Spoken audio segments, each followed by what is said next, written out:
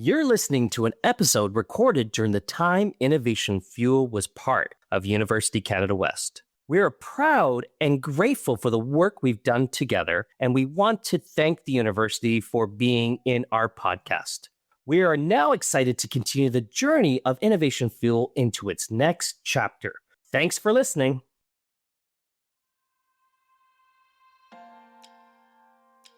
Hello, everyone, and welcome to Innovation Fuel, the podcast that brings you fantastic stories from entrepreneurs and key industry professionals. I am Dave and Gelareh. And I am Gelareh Farhadian. We are educators, entrepreneurs, and your hosts. Innovation Fuel is our weekly business podcast brought to you by University Canada West. Each week, we explore diverse business models, entrepreneur journeys, experts' insight, and managerial challenges, and how companies stay agile and innovative during COVID-19. Check out our episodes at www.ucanwest.ca/innovationfuel. Hey, Gelareh, how are you? I'm reading my emails. Reading your emails? Yeah. Just sometimes I just figure out, the way some of the colleagues talk to me is the way they actually talk to their male colleagues. And I found out that no, it seems that they are not talking in the same way. They're talking to me sometimes. Okay, interesting. Tell me more. So sometimes rather than asking, they're demanding it from me. And also when I respond to them in the assertive way, the more firm way, they are not accepting it easily. And so, but then they accept from my male colleagues easily. So that is quite interesting. That is to see the differences. And it seems that it's not I'm the only one that they can see this bias. So Gelareh, are you saying that men and women communicate differently and they have different expectations of each other?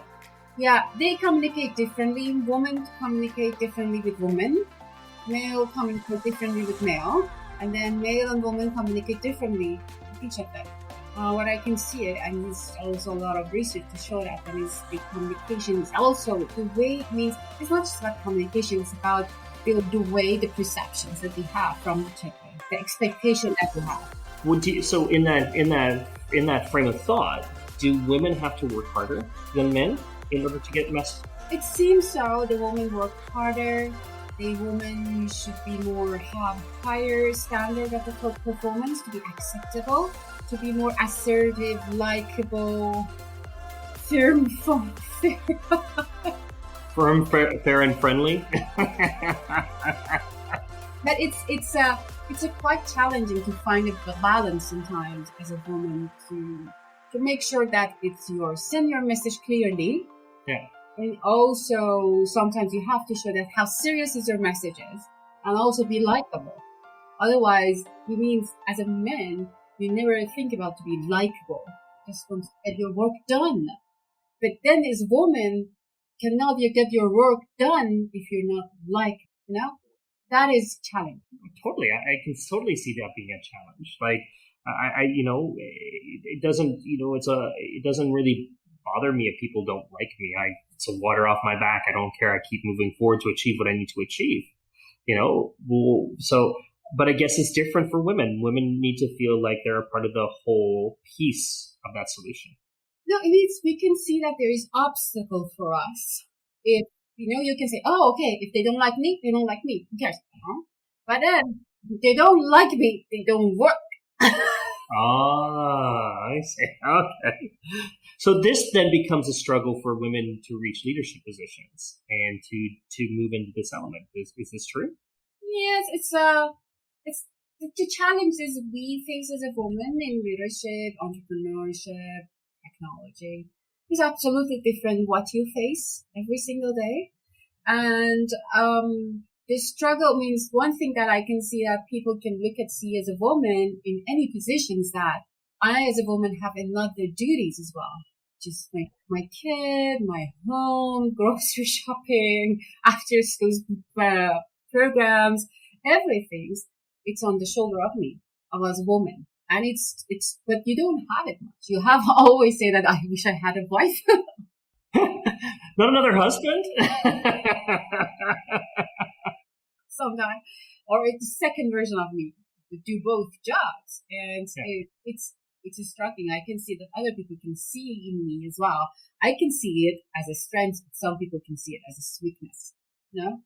But this hasn't been an ongoing topic. Like, we've been chatting about this. We've interviewed multiple people on our show about this challenge, and it seems that it's still, it needs to be dealt with. It needs to be dealt with, and we need more voices around this, and we need to find more individuals that are contributing to find ways to change the dynamic here. Yeah, absolutely. I think we have a guest that she can help us. Melanie Ewan, and she is a co-founder of Volition. And then she has working a lot with women in tech, women in entrepreneurship, and she's doing a lot of research in this one as well. So we are wants to welcome Melanie Ewan. Hello, Melanie. So welcome to have you on Innovation Fuel. We're excited to learn all about, and I think you're going to tell us a little bit about pitching, and maybe some things around women's entrepreneurship. But before we get started, Melanie, we need to know a little bit about you. Tell us, who is Melanie? Who is Melanie? Sure thing. Well, first off, thank you so much for having me on the podcast. I'm excited to dig into wherever the conversation takes us. So I am Melanie Ewan. I am currently one of the managing partners at Volition, which we'll talk about a little bit more today. But we build knowledge and connections and capacity in startup ecosystems across North America, Europe, and beyond. I'm also a lead researcher at Women in Tech World, where we build awareness as well as we work on building qualitative community-based research and programming for women in tech. So a little bit about me in terms of how I got here, though. I think like many people getting into the startup and or tech space, I did not set out to intentionally to land here. So I came from working in the federal government actually for 10 years and realized about 5 years in that wasn't for me, and I wanted to work with people. I was always kind of taking on volunteer roles and all of these different projects to fill that kind of void of working with people and creating impact. So back in 2015, I met Paul Broussard, my now business partner, and I know he's been on the podcast a couple of times now. He's brilliant. So met him in 2015. I was a writer at the time, so I was writing for one of his online publications, and I heard him talking about what it was like to be an entrepreneur for 15 plus years and asked him to sit down and tell me about that. So by the end of the a 2-hour conversation that started with what is entrepreneur, he was like, this sounds like something maybe you'd be interested in. Like, would you please join my team? It took me about another 6 months to leave my job that I no longer loved. But it was, cushy. It had the benefits. It had all the things. It was difficult to leave in the government and transition into that startup life. But as soon as I did, working with entrepreneurs felt right. These were my people. I still love getting to work with different kinds of entrepreneurs every day. In one day, I get to talk about everything from coffee beans to, biometric something or others to, all the different things. It's so interesting and I love it. And that's how I've kind of come to where I am today. The woman in tech piece of it was in 2017 when I realized that as much as I loved everything I was learning and how I was growing and becoming an advisor and working with entrepreneurs, I was missing kind of the activist roots that I used to have that I know I haven't mentioned yet, but I have these activist roots in many different ways and wanted to get back to that a little bit and felt disconnected from also women that I'd worked with for many years. So it was Paul at the time. He said, hey, I was on LinkedIn, saw this ad for, or like a call out for Women in Tech World, this nonprofit volunteer run organization. And I think you'd really like them. So I started working with Women in Tech World back in 2017. And that really opened my eyes to the barriers that women in tech and entrepreneurship, I then realized do face. And it's just kind of grown since then. My education was in community-based research around social health. And so it kind of just, I became this researcher in this qualitative community-based research space, which is really interesting. So that's a little bit about how I got to where I am today. Thank you, Melanie. I want to know, because you said talk about women in tech world and why we have to emphasize on women in tech world. Is there any specific challenge for women in tech world? Yeah, we are still there. Yeah, it's really interesting because we're coming up on our 5-year our 5-year anniversary of the original research tour that we did back in 2017. Back then, we did a 3-month research tour that I was on with Alicia Close and one other research researcher, and we talked to 1,600 women in tech across Canada and learned about a variety of barriers that women are experiencing. A lot of the time we hear about this gender gap in the tech ecosystem, how it's difficult to get women into tech. When they're there, it's even more difficult to retain women in the space. There's lots of different theories as to why. It's, everything from people talk about the confidence issues women have, and there's a whole myth around, there's a confidence gap myth, and I can get into that, but it's really interesting to hear why people say that there's issues in the tech ecosystem, that, girls just don't like tech as much, and you're not going into it at as high rates, which is true compared to like 40 years ago. We have less women going into computer science than we did back then, which we're working on.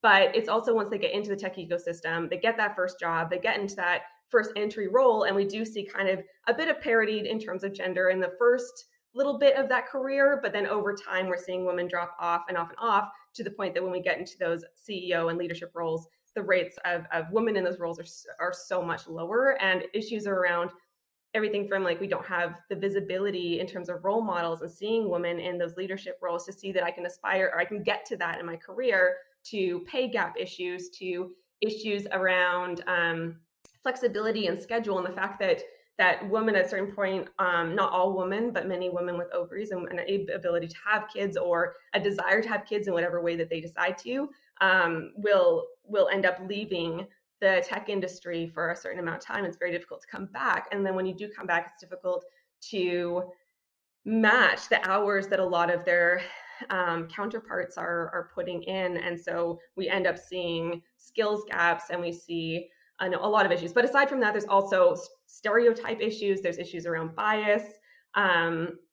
There's so many pieces. There's like historical and generational trauma. There's a lot going on in that particular piece that we're seeing, but a lot of it comes back to kind of bro culture that we see, and bias that we see at like higher levels of hiring, and ensuring that women are getting the roles that they so that they can grow their skills, and they can get into those higher up roles. So it's a lot to unpack, but there's a lot. We have a research report. If you go to womenintechworld.com and go to our research section, you'll see our research from back in 2017, as well as we continue to do research in British Columbia. And then back in 2020, I worked with the Canadian federal government on their Women in STEM strategy, and saw the same things coming out. So for instance, in that room, there was a 18, 19-year-old who was there as an intern. And then there were women who were, 30 years into their career, and they were telling the same stories about how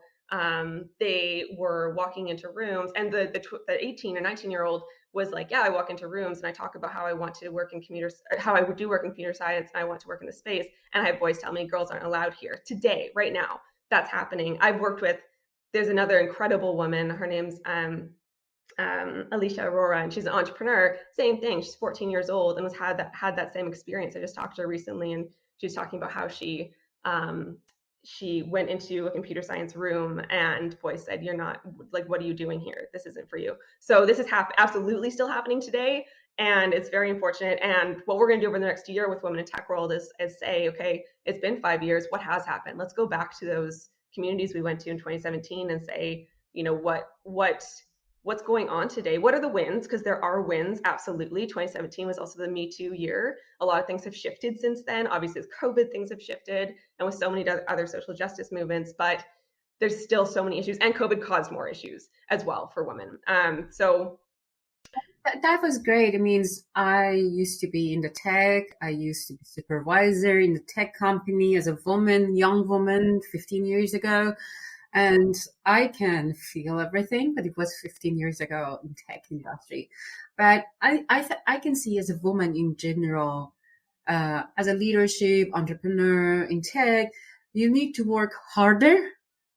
You need to be assertive and be found balance between being assertive and also likable. Yeah. Do you know what's really interesting about that is there was research done on, because let me just step back a moment. So when we put women into mentorship, because a big one of the solutions that came up with that people came up with is, let's provide mentorship to women in the tech and entrepreneurship space.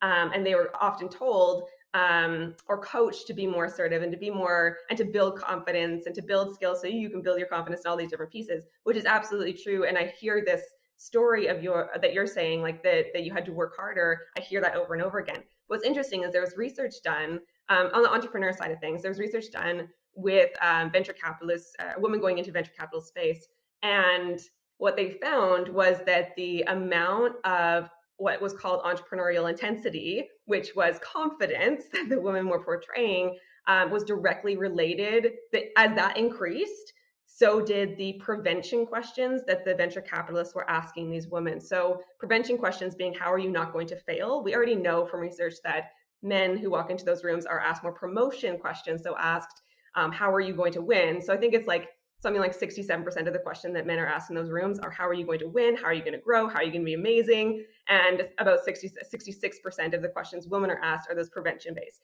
And then on top of that, the more quote unquote confident women were in that space, the more they're asked prevention questions, because we have a skewed version in our minds and a stereotyped version of our minds about what confidence means. And we don't like humans we're actually not very good at understanding confidence, because there's a lot of incredibly confident women out there that are being painted as not confident because it's not showing up in the same ways. Like they're quiet leaders, perhaps. It's really interesting. I think like the science behind all of this is fascinating. The psychology behind it is fascinating. So to that point, though, I think that's really interesting, and I don't know how to fix that one. Get more women into those VC roles. Only like 15% of partners in Canada's VC firms are women. So I guess increasing that would help. But yeah, I totally understand that it's going to be challenge for women to be accepted, and also to be accepted, to be assertive and talk in confidence as well, because I can see that some staff don't talk in the way they talk with the male leader. They talk with a woman leader in more in demanding way rather than requesting, and then they expect you to talk in a more nice way rather than assertive way. If you cannot be a little bit assertive, they will be very offended.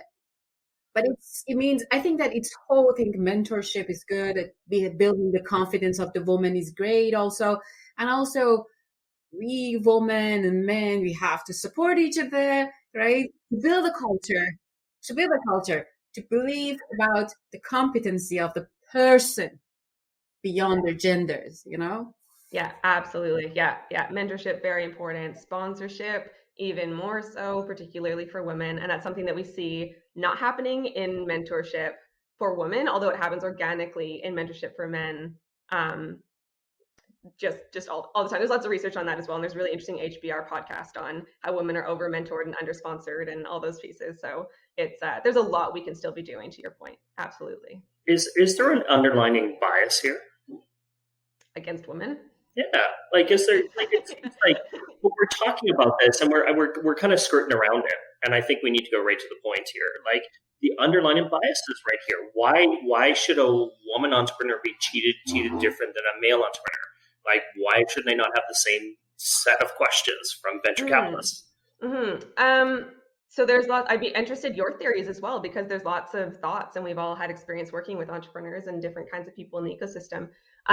But we tend to want to work with, promote, and provide funding to people who look like us.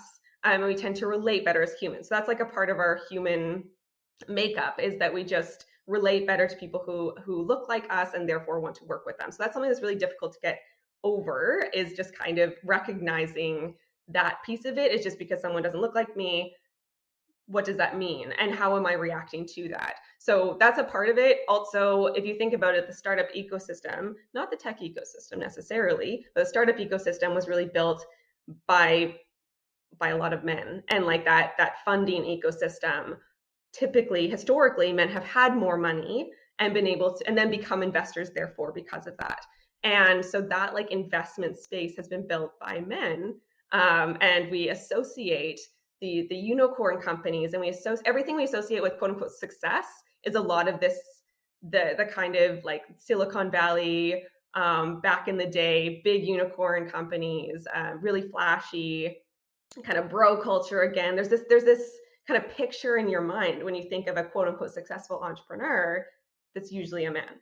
And one of the pieces is that there also is just not, again, the visibility of women in media. I can't remember the percentage, but it was interesting in the 2021 International Women's Day. There was in Canada this initiative to get more women into Wikipedia, women in tech and entrepreneurship into Wikipedia, just so there'd be more visibility within Wikipedia, because it was found that there was a really, really small number of women in there.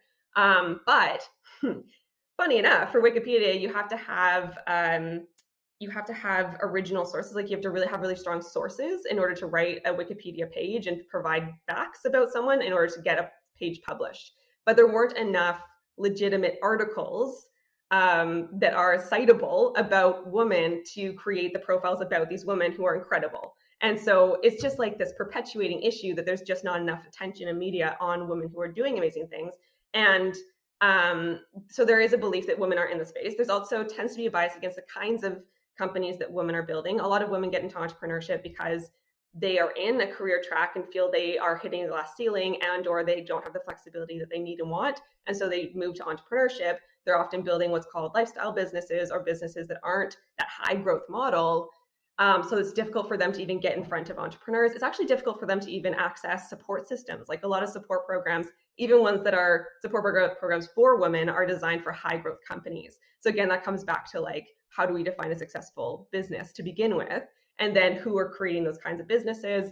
But then there's a visibility thing, and then there's just inherent bias against people that don't look like us. So there's lots of different kind of bias and stereotypes going on, and it's quite insidious, and I'm not getting to all the meat and the heart of it, but it's not great. It's not great. It's not great. Yeah, I mean, I think that we cannot change unconscious bias of people, but we really can change their perceptions of them. It's when you walk into the room, in 3 seconds, people decide about you. And it will happen if it's based on the look, gender, and everything. So this is the unconscious bias. If they learn if really believe unconsciously that they are equal, they will not judge you based on your gender, of course.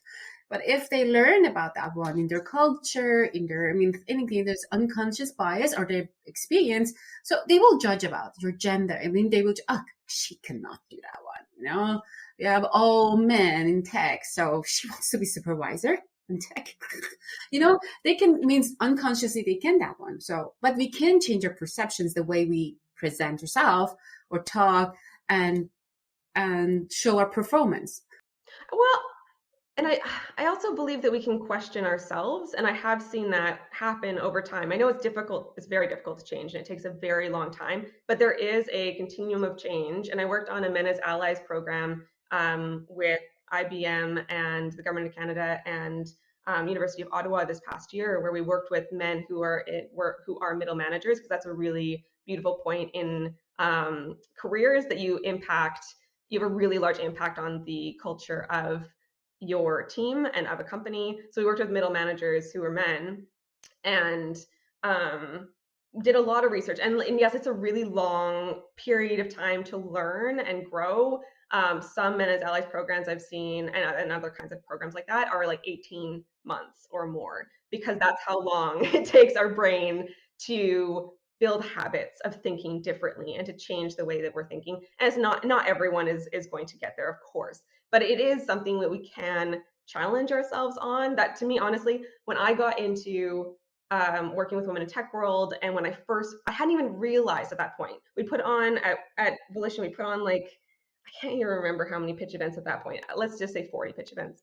So we put on all these pitch events and at Volition, and I hadn't realized that I was often the only woman in the room, and I'd only ever seen 2 women pitch ever, and in our events, and I hadn't even noticed that. So it's also a matter of like noticing when things are, just noticing these things, noticing when there's only men who are speaking at a conference, noticing when there's no representation of a lot of different kinds of people in media that we're looking at, and the way we're talking about things and the language we're using. It's just, there's a lot of kind of, we can learn. I have to believe we can learn. Otherwise, what am I doing? But but it is really hard, and it takes way longer than we think it does. And it's not a linear process. Like, we're going to make mistakes. We're going to constantly be learning new things. There's so much I don't know and had no idea. I had no idea. So how can we expect others to? Yeah, there is a research in McKinsey is that women in workplace, their research shows that the women have a high performance rate than men, but then they will get more blame on the failure. Yeah, it is interesting because we are waiting for women to fail. You know, as an entrepreneur, as a middle manager, as a manager, we're waiting for them to fail. You know, and we believe it's more possible. You know, that is even interesting. Anyway, yes, it's very interesting. Yes.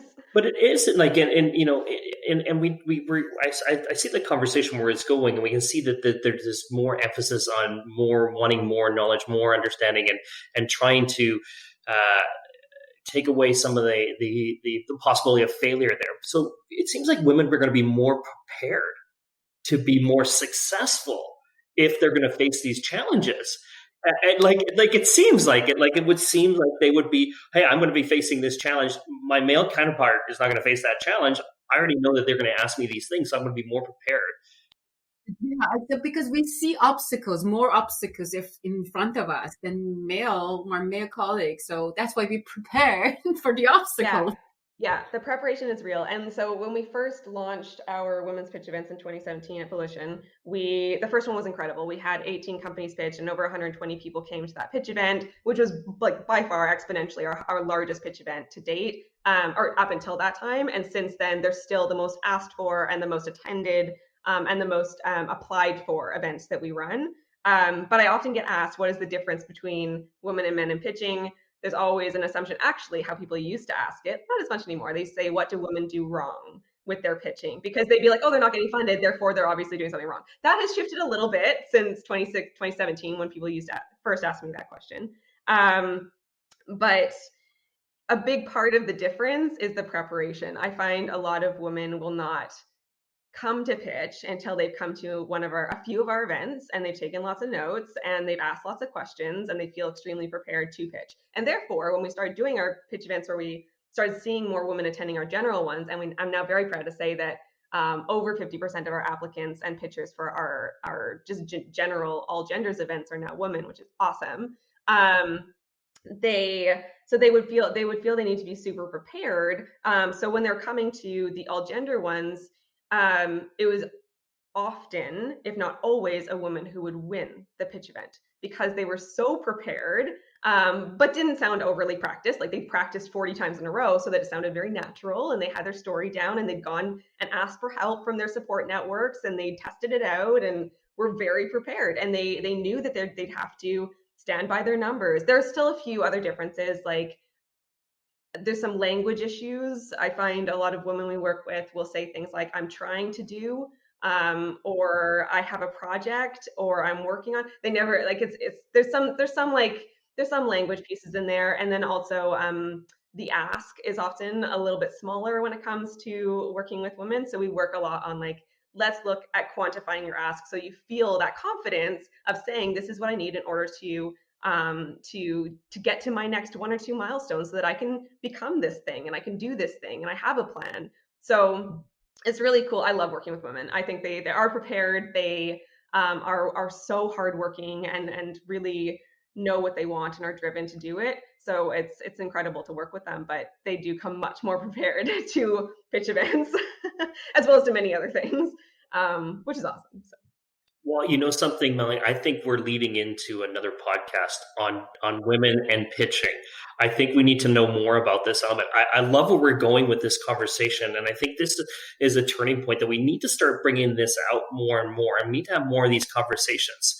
I would like to also see somewhere out there in the research, men versus women, who is most successful in entrepreneurship. There's tons of research on that. Yeah, there is. So you have some numbers on that. Yeah, please share if you know. I don't have those numbers right on the top of my head, unfortunately, but I know that if you just Google something around the rate of success of women entrepreneurs versus men, there's been lots of research to show the quote unquote business case for women in entrepreneurship and showed that there's a higher rate of return. It can take longer sometimes in some instances, but there's a higher rate of return, or just like success in general, on all women teams and or teams that have women in leadership roles. So I can find those numbers for later, but Well, I think, maybe Melanie, this becomes our challenge. Maybe this becomes our challenge right now around something like this, because I think we need to figure a way to help support this element. How do we get more recognition for women and women in business, women in entrepreneurship, women in tech, and moving in that direction? Yeah, absolutely. Yeah. For this year's International Women's Day, Volition chose to challenge. So choose to challenge was actually the theme for this year. So it was that we choose to challenge the burden of change that's placed on women in pitching. So us saying, you just need to build your confidence, you just need to work harder, you just need to do da da da da da to all of the women. Like, yes, there's an element of let's ensure that the women are equipped when they're walking into those spaces. So that they know that they're going to be asked prevention questions and they know how to answer that and how to, more importantly, steer the conversation in a different direction. But let's choose to challenge that burden of change that's placed on these women by acknowledging that there are issues with stereotypes and bias. And let's try to ensure women, if you could do like one thing, just like if you have a blog, if you have a social media account of some variety, start sharing about women in entrepreneurship. If you have a blog or a podcast or anything, like feature women with a woman in entrepreneurship and talk about them. Ensure that we get those numbers of women in media that are in entrepreneurship and tech up, because that's just one small thing that's really going to help. And when you talk to girls, as in girls who are up to 18 years old, so not women, but girls, they say one of the reasons I'm not going to tech, one of the reasons I'm not going into entrepreneurship is I don't see those role models. So that if there's one challenge, is just share something. Either create original content, which is going to be amazing, but there's already content out there. Get out there, share about a woman in entrepreneurship. Maybe it's you listening. Maybe it's your friend. Maybe it's your mom. Maybe, I don't know who it is. Maybe someone you don't know. Share about them, and let's, have that choose to challenge kind of mentality of realizing that there's so many reasons, but it shouldn't be placed on women to make the difference. We can all make a difference. I love it, Melanie. I love your passion. I love everything you're bringing here to our discussion today. And yes, let's get out there and let's share these stories. Let's create that message. Let's work unity. Gelareh, I don't know what, I know Gelareh has done a lot of stuff in the tech world and entrepreneurship. We're going to celebrate Gelareh here too. Yes, and we hope that we change the perception. Yeah, and we can see the pictures with more women, equal women and men in all this leadership role, entrepreneurship role, managerial role, tech role, anything. We need kind of balance everywhere. And at the end, I just want to say that, there in Sweden, there was a research. It's showing that, it was easy. It was transportation research.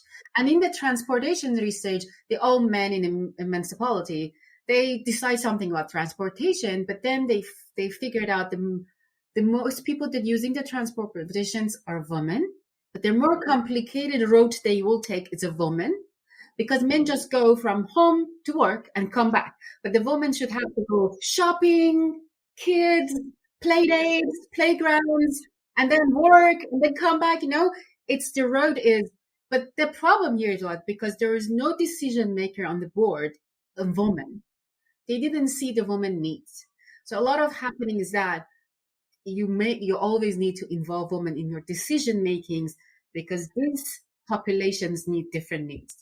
Yeah, absolutely. Yeah, there's so many examples of how in tech and entrepreneurship women have not been considered, when in some cases they are majority, if not all, of the consumer of the thing. It's also why we haven't seen as many advances in femtech and health tech for women. That's starting. I think it was 2019. Collision Conference was the first time, I believe that was one, that I saw on a main stage. It wasn't the main stage, but it was a stage that was bigger than the little ones, that there was a woman talking about women's reproductive health in tech on stage. And it's just like, it doesn't get done. And even at all those conferences, 2019, I went to them all over Europe and Eastern Canada. All of the women's topic topics of conversation stages were the little tiny ones in the corner. And it's just not, and like that. So you're seeing, like, you can see when you look at this, like even how it's built into conferences, and we're just starting to see. So like that's an improvement since 2017 that we're actually there on a stage, but you just want to see more. I want to see more and more of that, and ensure that there are women in entrepreneurship and tech, that they can stay in it and feel like they can stay in it, but also that our needs and wants and desires and all the things are being represented in technology, and the kind of solutions that entrepreneurs are coming up with. So there's so many pieces to this. And I appreciate you providing the space to talk about it and explore that. Sure. It was really great, Melanie, and I have to close this episode, unfortunately. So that was another episode of Innovation Fuel. Thank you, Melanie. Thank you, Dave.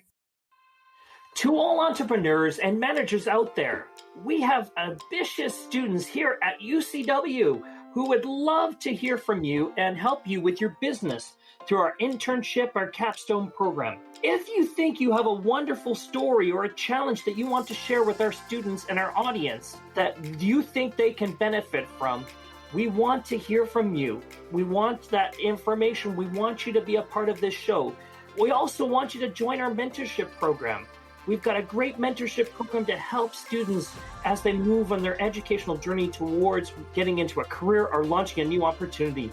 So reach out to us, connect with us at www.ucanwest.ca/innovationfuel. You have just listened to the Innovation Fuel podcast with your hosts, Dave and Gelareh. Subscribe to our podcast on Apple, Google, or Spotify. Join us next week for another innovative story. Thank you for listening and have a great week.